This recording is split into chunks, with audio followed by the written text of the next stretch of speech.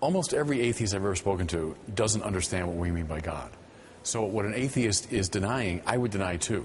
Most atheists deny that there's some supreme being who is an item in the world or above the world. I would deny that too. Or God is, at best, a sort of distant object who maybe wound things up and then went into retirement. Well, I would deny that too. I mean, so I would tend to agree with the atheists. Also, most atheists construe God as a competitor. You know, competition to us. Somehow, if God gets the glory, I get less glory. If God's in charge, I can't, be in charge. But that's exactly what Thomas Aquinas saw, that God is not a competitor to us. If God is the very ground of our being, the more glory we give to God, the more we are elevated. So I would say I tend to agree with most atheists. I think they're right in denying this false God. But the true God, I think they have just as much hunger for.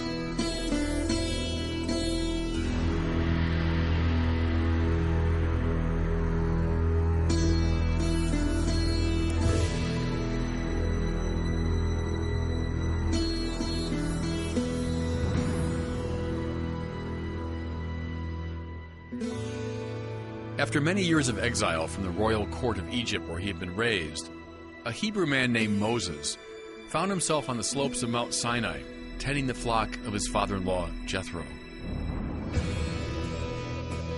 He noticed a strange sight, a bush that was on fire but was not being consumed. He resolved to take a closer look. As he approached, he heard a voice.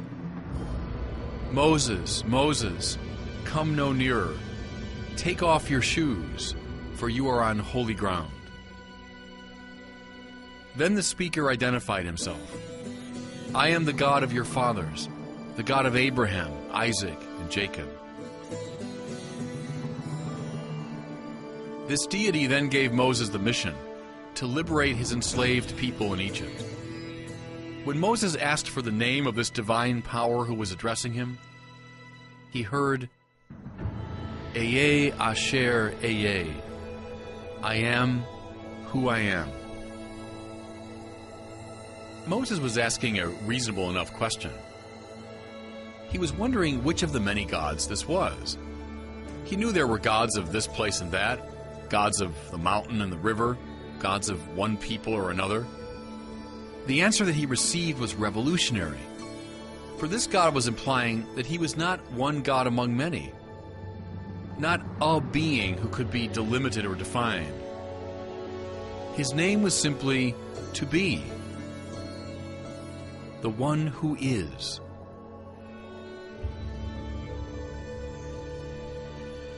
Following these prompts, the mainstream of the Catholic theological tradition has refused to refer to God as a being, as a supreme thing among many. Rather, it tends to refer to God as being itself, ipsum esse in Thomas Aquinas' Latin. Aquinas goes so far as to say that God is not in any genus, even the genus of being, which means that God cannot be defined. St. Anselm of Canterbury famously described God as that than which nothing greater can be thought. At first blush, you say, well, that's straightforward enough. God is the highest thing. But think, the highest thing plus the world would be greater than the highest thing alone. Therefore, it wouldn't be that than which nothing greater can be thought. Though it's a supreme paradox, The true God plus the world is not greater than God alone. All of this conduces to the point where we say, all of our words, all of our concepts fall short of who God really is. God is essentially mystery. That word comes from the Greek word muein, which means to shut the mouth. The 20th century theologian Karl Rahner said, God is the last thing we should say before falling silent. And St. Augustine long ago said, Si comprehendus, non est Deus. If you understand, that isn't God.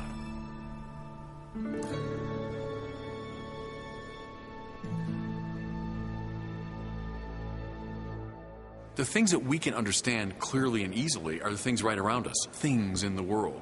So there you are, and you're not over there. There you are, and you're not that person. And by comparing and contrasting, I understand the things of the world. If I were to say, here I am in this place, there you are, oh, and there's God, and here I am, and there's the pillar. Well, no, that's what God is not. One of the items in the world. God is not the biggest thing around. There's you and me, and then some bigger things. And well, God is the biggest thing around. God isn't the biggest thing around. God is. See, and of course it goes back to Moses. What's your name? When the people ask me, what should I tell them? What's your name? Well, that's a commonsensical question. Who are you? How do I define you? God says, I am who I am. Which tells Moses precisely nothing. It's a way of saying, stop asking me stupid questions. That's the wrong question to ask me. See, because if I know your name, I can call you and you respond. I have, to that degree, control over you. I can look you up in the phone book. I can look you up on the internet. I can know a lot about you if I know your name. So, God, what's your name? I am who I am. You have no control over me. See? So the theological language is in service of the spiritual life that way. It's meant to change you spiritually in your relation to God. God is the one whom I can never control.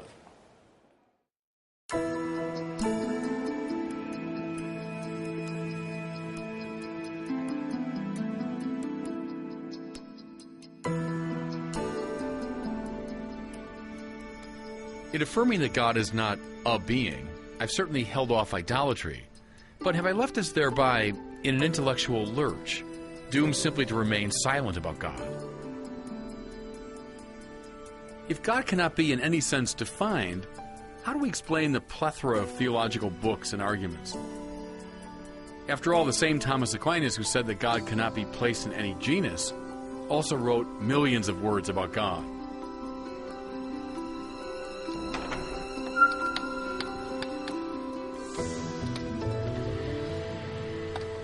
The 33rd chapter of the book of Exodus gives us a clue as to the resolution of this dilemma.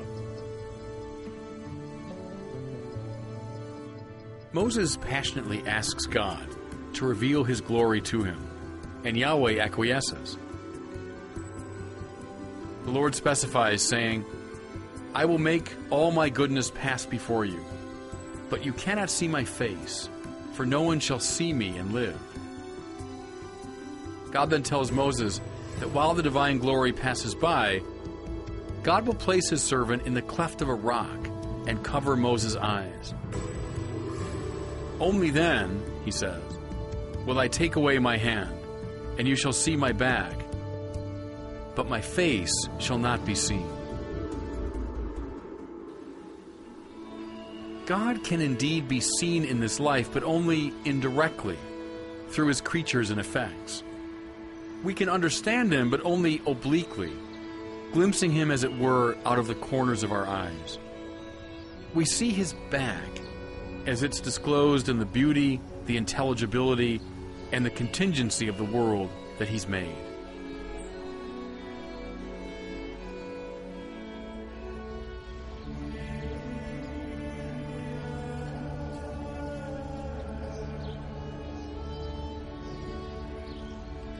I first encountered Thomas Aquinas' arguments for God's existence when I was 14. And the experience changed my life. They gave me a sense of the reality of God that I've never lost. Thomas formulated those 5 arguments for God's existence when he was here at the Dominican convent of Santa Sabina in Rome. They say that Thomas would walk at high speed around this cloister when he was deep in thought. He gave us 5 arguments. I'll just develop one of them. The one I think is the most fundamental, the most basic. It's called the argument from contingency.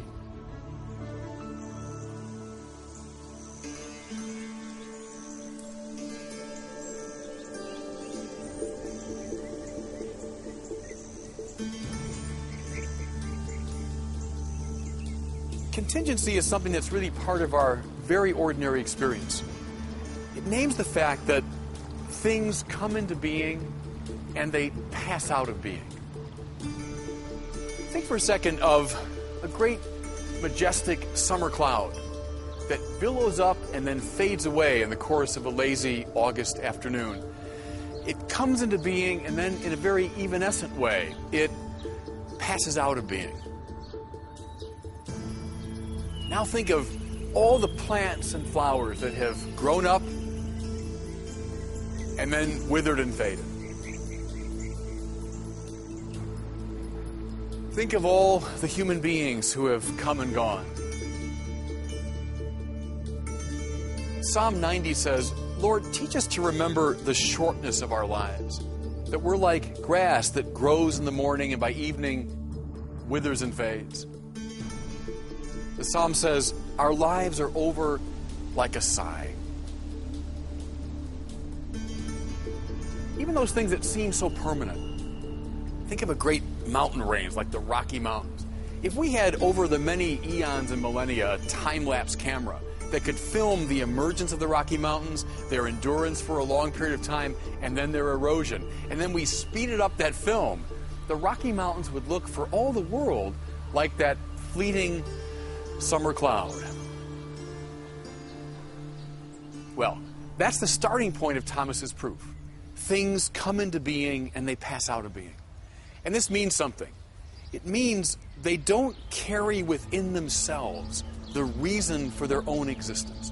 We have to explain them by appeal to an extrinsic cause. So, go back to that summer cloud. You say, well, what causes it to be? Well, you mentioned the moisture in the air, you mentioned the wind, you mentioned the atmosphere, and that's fair enough as far as it goes. But as any meteorologist will tell you, those things too are contingent. They come into being and pass away. So you go a step further and you say, well, they're caused by the jet stream, which is caused by the movement of the planet. Oh, but the planet itself is contingent. Scientists tell us it came into being 4 billion years ago, and it too will one day pass away. Okay, another step. The planet's caused by, events within the solar system, within the galaxy. But those too change, coming into being and passing out of being. So you say, okay, they're all grounded in the great structures of the universe. Scientists have told us the universe itself came into being 13 billion years ago through the Big Bang. Here's the point. We have still not explained the existence of that summer cloud. Aquinas concludes, if we are to avoid an infinite regress, which finally explains nothing at all, we must come finally to some reality which does exist through itself. We must come finally to some necessary being whose very nature it is to be. This, he says, is what people mean by God. Then he makes this connection. Keep that proof in mind, and then remember the answer that Moses got when he asked God. If they ask for your name, what will I tell them? And the Lord responded, I am who I am. Not one being among many, not one contingent reality among many, but God says, on Thomas's reading, I am the one whose very nature it is to be. This is what Christians mean by God.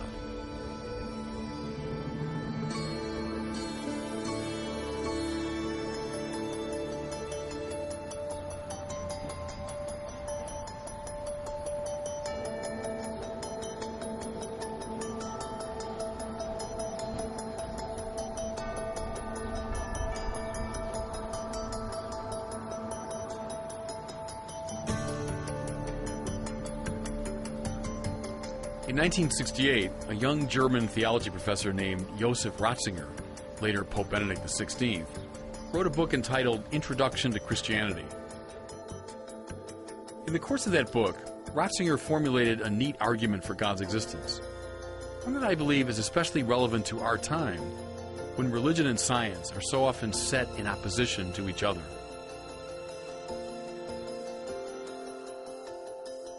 Ratzinger begins with the observation that finite being as we experience it is marked through and through by intelligibility, by a formal structure that makes it capable of being known by an inquiring mind. The medievals had a dictum, ens est scibile, being is knowable. In point of fact, no science would ever get off the ground unless its practitioners believed this mystical principle. How could a psychologist go out to meet the psyche with confidence unless he thought it was marked by intelligibility?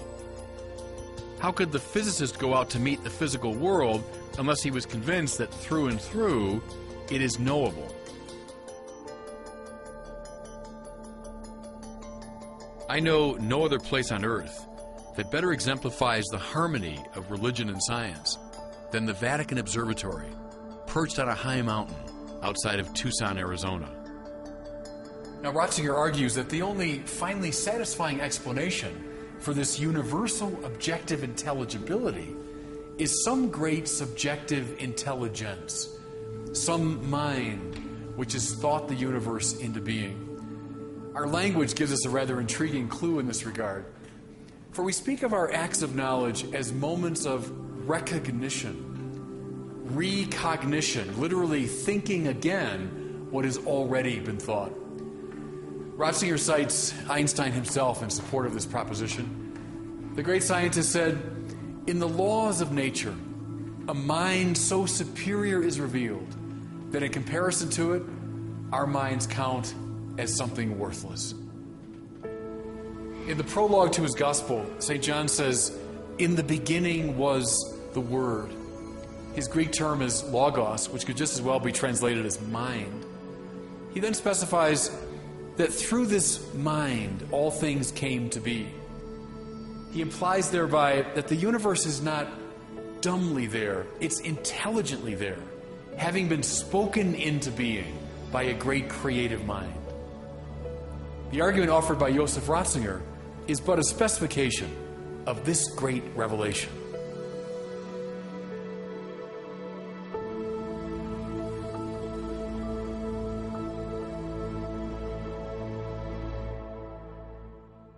The Bible is not a book of science, it's a book of theology and spirituality. So it's telling in this sort of cosmological myth a great religious truth, which is that God creates the whole universe.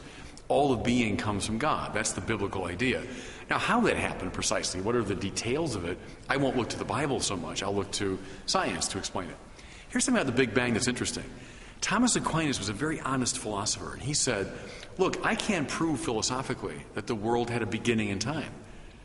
And so he found other proofs to get to the existence of God.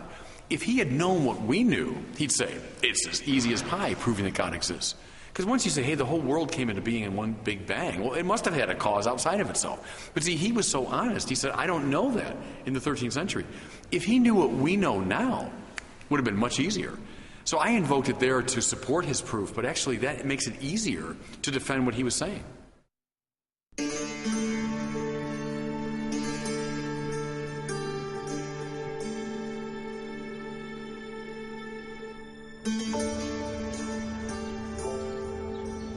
If we consult the story of Adam and Eve, we find revealed one of the most fundamental spiritual dynamics. The tendency of the sinner either to grasp at God or to flee from Him. Let me consider that grasping tendency first. The tree of the knowledge of good and evil, in the symbolic language of Genesis, stands for that unique prerogative of God, since God is Himself the ground of morality.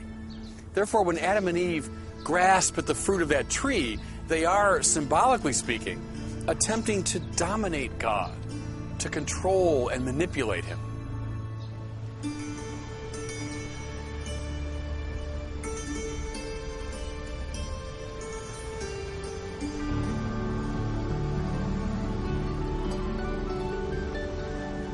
God is infinite, unbounded, immense. It just means that God can't be measured by our ordinary categories. We say that God is eternal. It just means that He's outside of time. We say that God is immaterial, immutable. It means He's not like any of the material and changeable things that we see. What is God?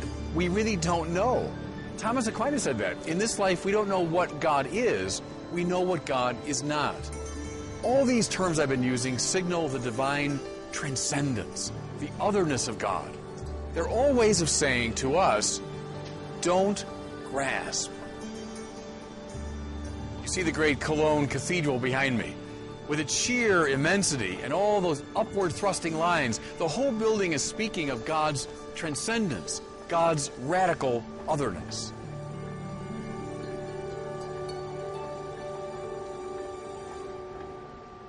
But if we one-sidedly emphasize the transcendence of God, we can fall into another spiritual trap. And here again, the story of Adam and Eve is instructive. Once they were foiled in their attempt to grasp at God, Adam and Eve hid from God, hiding themselves in the underbrush of Eden. But of course, God discovers them immediately. The point is this: being itself, God, cannot be grasped, but at the same time, being itself cannot be hidden from. God insinuates Himself into every nook and cranny of what He's made. Psalm 139 puts it this way: Lord, you search me and you know me. You know my resting and my rising. You discern my purpose from afar. God knows everything about us. The same Cologne Cathedral that spoke so eloquently of the transcendence of God speaks as well of the immanence of God. We see plants and animals and trees and people and angels and devils, the natural, the supernatural. God grounds and informs all of His creation. God is immanent to the world. Therefore, the same God who cannot be grasped in His transcendence, in His immanence, cannot be hidden from. And so the theological tradition uses another set of words to designate this unavoidable quality of God. It speaks, for instance, of God's omnipotence. This doesn't mean that God is the strongest being around.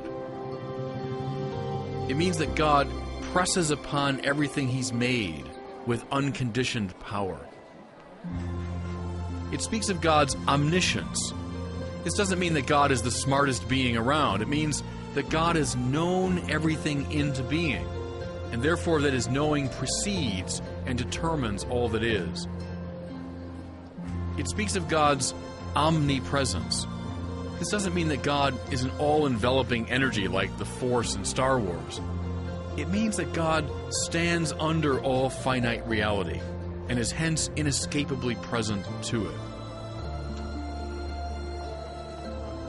God is, as the song says, so high you can't get over Him, so low you can't get under Him, so wide you can't get around Him. We should stop trying to grasp at God, stop trying to flee from Him. We should fall in love with Him.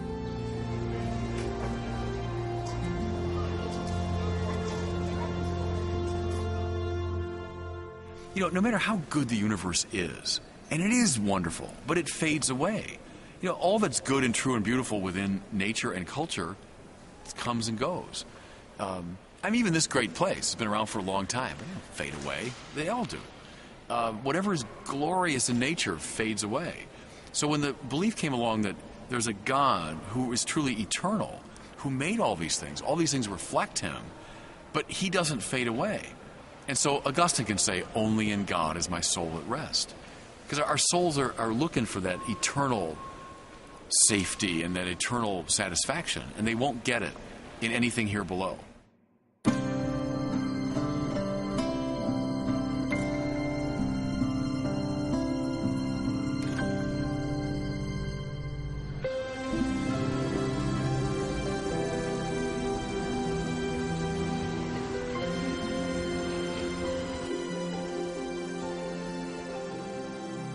One of the most fundamental ideas in the Bible is that God is the creator of all things. You find it reflected in the earliest creeds of the Christian church. We believe in one God, the Father of the Almighty, the maker of heaven and earth. If God is the sheer act of being itself, then anything else that exists, apart from God, must have come in its entirety from God. I'd like to contrast this view with what you find in the ancient philosophies and mythologies. There you see God or the gods shaping pre-existent matter, or imposing their will through power on some rival force. But there's none of this in Christian theology. We say that God creates the world ex nihilo, from nothing. That means that God does not impose his will on some rival power. God does not wrestle some opponent into submission. Rather, through a sheerly generous, non-violent act of love, God gives rise to all things. This also means that creation is not simply an event in the distant past. Rather, creation is happening now.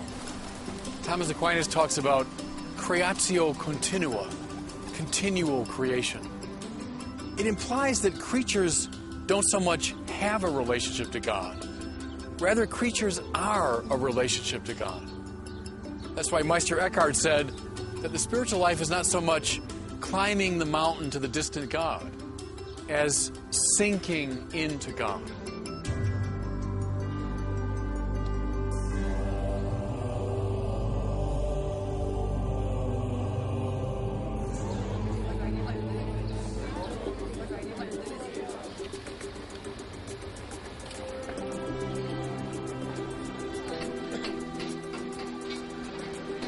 The doctrine of creation also implies the interconnectedness of all things.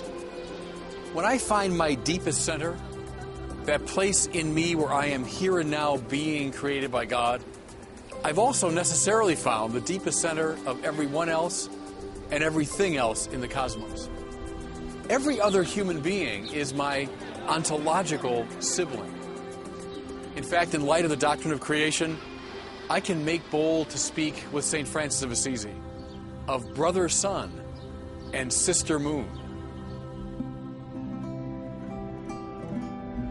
Now this God who is continually making the universe, who is present to all things in the most intimate way, must be described as provident. God is not a distant deist force who wound up the clockwork of the universe and then retired. No, God, in the language of the Book of Wisdom, stretches from end to end mightily and orders all things sweetly. God is pushing, pulling, drawing his universe according to his purposes, much as an artist shapes his material according to his design. This helps to explain why there's still a kind of unfinished quality to the world. The universe is like an artist's studio. God's creation from nothing is nonviolent. He's not manipulating something, not dominating something. He makes the world from nothing. The Bible does that now as a sheerly generous act of speech. Let there be light, and there was light. It's getting at that idea of the nonviolence, the non-interventionist quality of creation. And see, that has overtones all across the board. How does God provide for the world? How does God direct and govern the world? Not so much through intervention, not so much through an aggressive manipulation of things, but always sweetly, as the Bible says. God orders all things sweetly, indirectly, non-violently. Now link it up to Jesus' teaching about nonviolence. We say, well, yeah, that's, I guess, if you're living in a fantasy world, you can live that way. What he's saying is, live your life in a way that puts you in touch with the deepest level of reality. At the deepest level, you find nonviolence. So you ought to live that way. So it always is of a piece there, the doctrine of creation, the doctrine of providence, and the moral teaching of Jesus.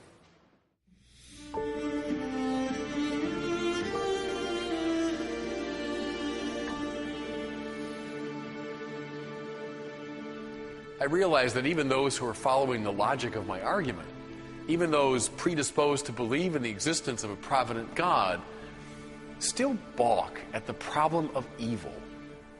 If God exists, how could there be so much evil in the world? The 19th century British philosopher John Stuart Mill formulated the objection this way.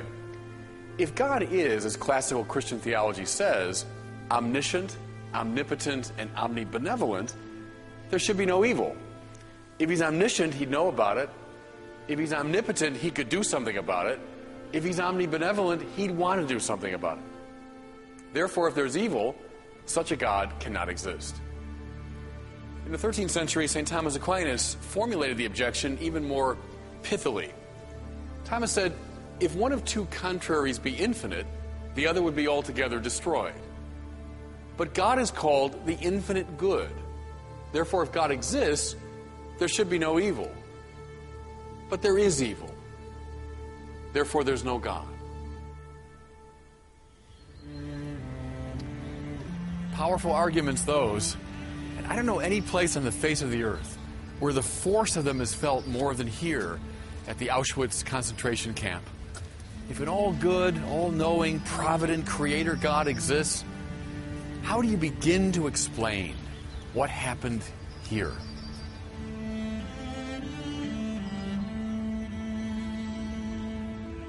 This is the hardest, most vexing and puzzling theological question of all. Any answer we give will necessarily be inadequate, but at least we can perhaps gesture in the direction of an answer.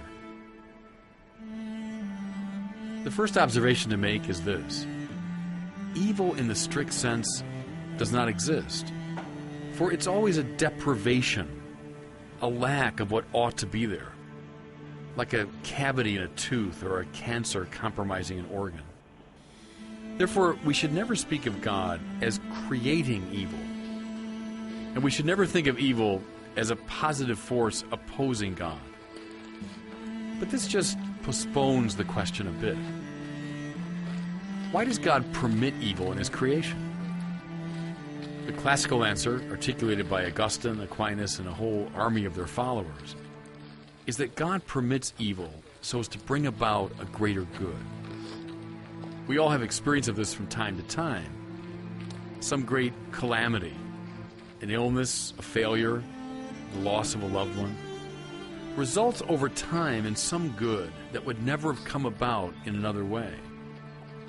We sometimes sense that growth comes through pain.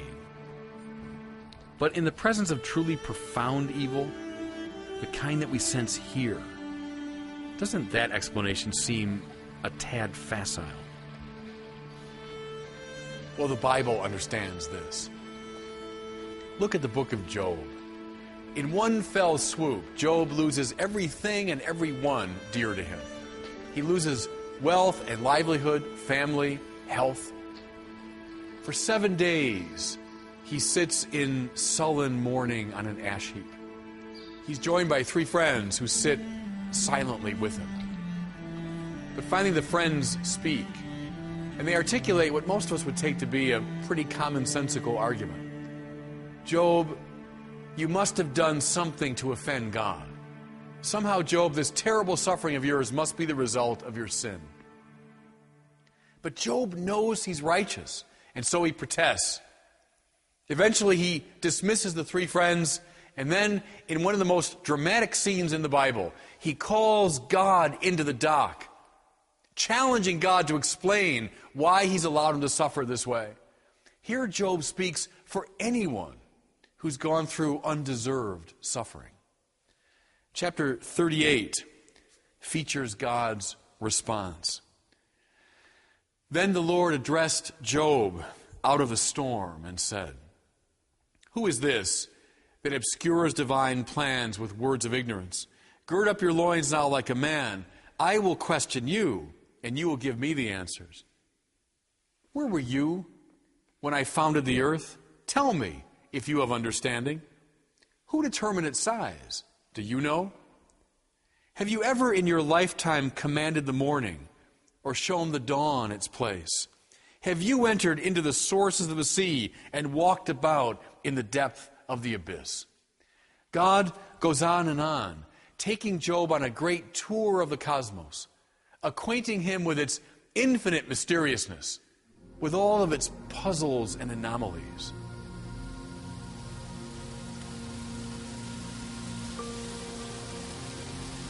The implication is that God is an artist, and that his canvas is all of space and all of time. God is producing a work of extraordinary complexity, the darks and lights coming together to form patterns that we, in principle, couldn't even begin to see. Behind me is Georges Seurat's great pointillist masterpiece, Sunday Afternoon on Le Grand Jatte. They say that when Seurat painted this picture, he sat on a high stool and carefully applied the colors point by point with long brushes. If you look at this picture with your nose pressed against it, all you'll see are a few blotches. But if you step back, you begin to see how the points have formed themselves into patterns.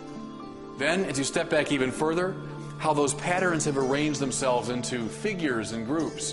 When you stand now at the back of the room, you take in the entire picture, you see how all of those points of color, all the light and darkness, have arranged themselves into a composition of stunning harmony and order. God is an artist. But what do we see of God's creation as we look at our little swath of space and time? Just a few blotches, perhaps a hint of pattern.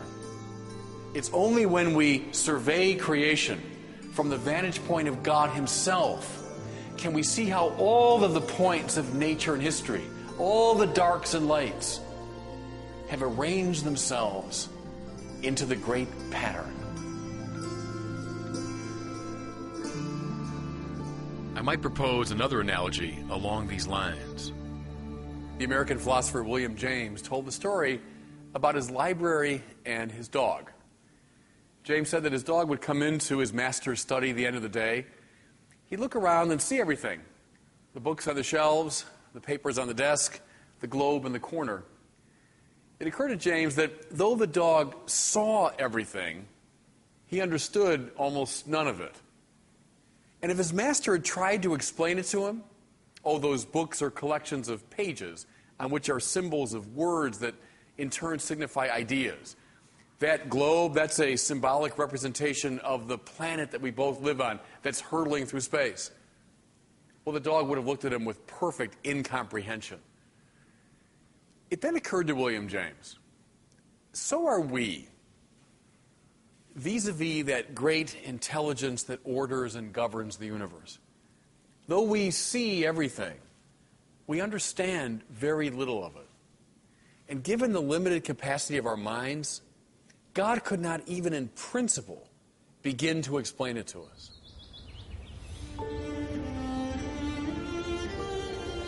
Still unsatisfied? Good.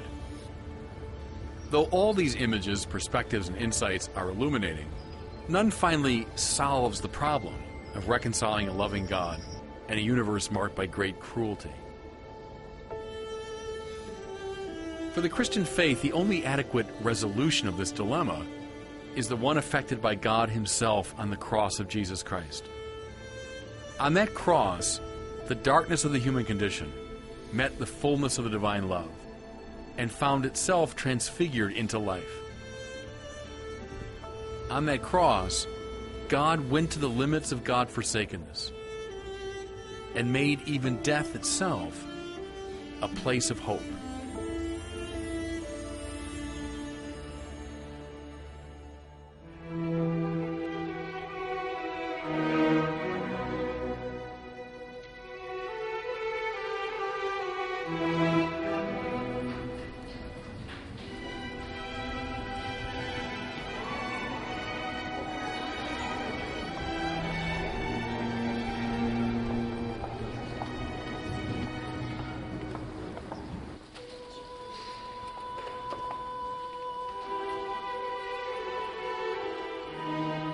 Thus far, almost everything I've said about God could be echoed by a faithful Jew or Muslim, believers in the one God.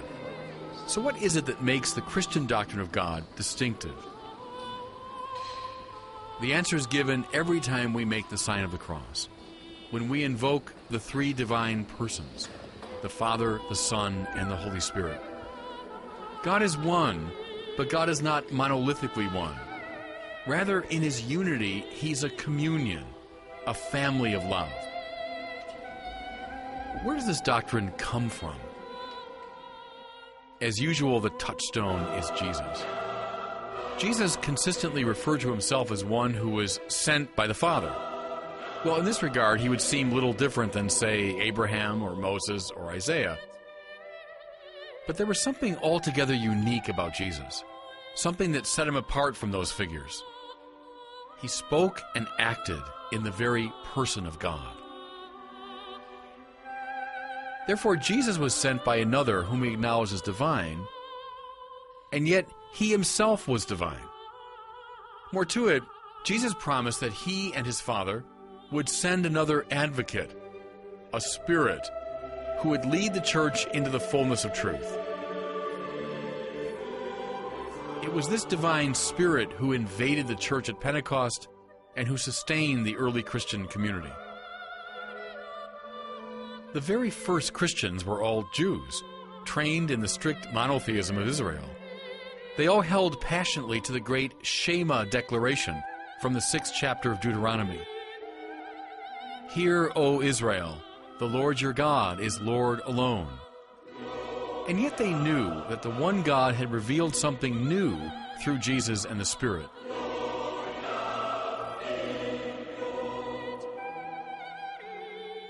None of the pioneers of the faith summed up this novelty more succinctly than St. John, who in his first letter said simply, God is love. He wasn't defending the proposition that God has love, or that love is one of God's attributes. Rather, he was saying that love names the very essence of God. And this means that God must be in his own life a play of lover, the Father, beloved, the Son, and shared love, the Holy Spirit. What the Bible bequeathed to the great tradition, therefore, was a tension, a dilemma. How to reconcile the Shema with the claim that God is love. Well, it took several centuries for some of the greatest minds in the history of the church to work out that relationship. Around the year 400, one of the greatest geniuses who ever lived, St. Augustine of Hippo, wrote a great text called the De Trinitate, about the Trinity. In the 9th book of that treatise, Augustine proposed a fascinating analogy for the Trinity. He knew from the book of Genesis that we human beings have been made uniquely in the image and likeness of God. What's distinctive to us is the intellect.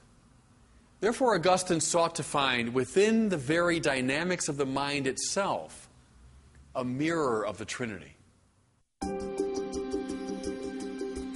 Mens, notitia sui, amor sui. Mind, self-knowledge, self-love. The mind doesn't split into three, but the one mind subsists in three modalities or relations. So the Father is the mens of God, the primordial ground of the divine mind.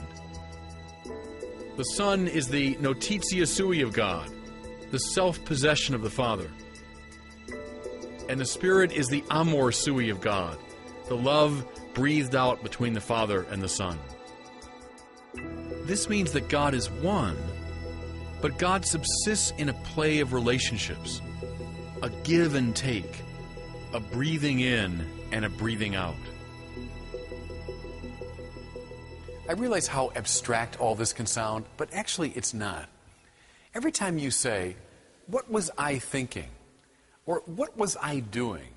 you're exemplifying exactly what Augustine is talking about, because you're posing yourself to yourself as the object of your own question. You are simultaneously the subject and object of the same question. You haven't split into two things, but there are two dimensions to your own psychology. You know, you see it reflected in the languages. The expression in French for "I wonder" is "je m'interroge." Literally, I ask me. Same thing in Spanish, "yo me pregunto." I ask me. Again, you're not splitting into two, but you're identifying two modalities, two elements within your mind. Now, push it further. Suppose in the course of many long conversations with a good friend, or in the course of therapy or spiritual direction, you come to know yourself much more deeply. You then come to love yourself more thoroughly. Mens notitia sui amor sui. Mind, self-knowledge, self-love. Not three things, but three elements, three movements, three dynamics within the same self. That's the imago Trinitatis. That's the image of the Trinity that St. Augustine is talking about.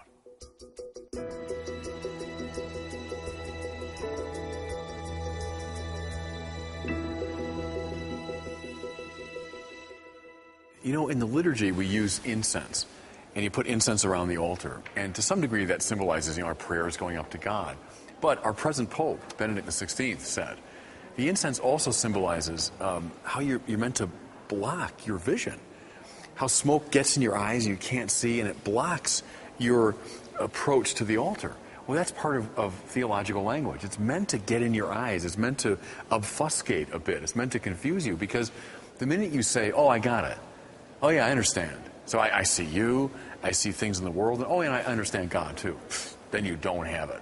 That isn't God. So Augustine's thing is, the minute you've got a clear concept, drop it. That isn't it. So theological language does have, to some degree, that purpose, to confound you. Very good example, of course, is that God is both three and one. God is supremely one, and God is a trinity of persons. Well, go figure. And that's part of the purpose of it, is to block the mind and to block the kind of eagle eye approach we have to things. Got it, see it, understand it. No, you don't when it comes to God.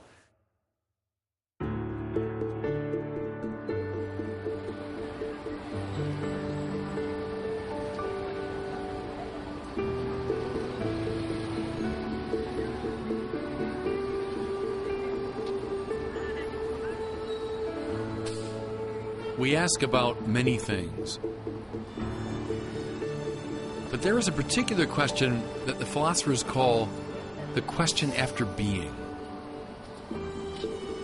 It is the inquiry not into this or that particular state of affairs, but rather into the meaning of it all.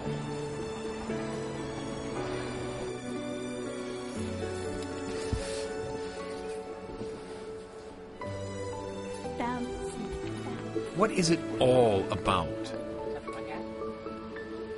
The Christian answer to that question is love.